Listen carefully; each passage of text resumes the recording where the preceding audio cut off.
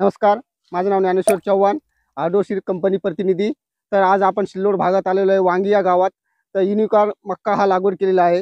या मक्क्याचे वैशिष्ट्य थोडं सांगायचं म्हणजे याचं ताट बघा, ताट हा मजबूत आहे, पानाची रुंदी बघा, आणि खास म्हणजे मक्क्याचा कणीस हा टोकापर्यंत भरलेला आहे।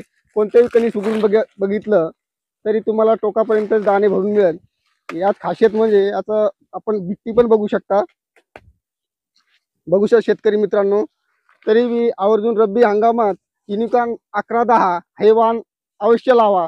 आणि चांगला इथे सिल्लोड भागात चांगला पाऊस झाला आहे, तरी बी आपलं ताट हा टाईट आहे आणि शेवटपर्यंत हिरवगार आहे। त्याच्यामुळे जनावरांना चारासाठी पण उपयुक्त आहे। साधारणतः याची उंची पण पाहू शकता तुम्ही, एक 10-11 फुटाची आहे उंची असल्यामुळे मूळ घासासाठी पण उपयुक्त आणि उत्पन्नासाठी चांगलं। हा रब्बी हंगामात अवश्य एक वेळेस लागवड करून बघा। हा नवीन वाण सिल्लोड मार्केटमध्ये आलेला आहे। धन्यवाद।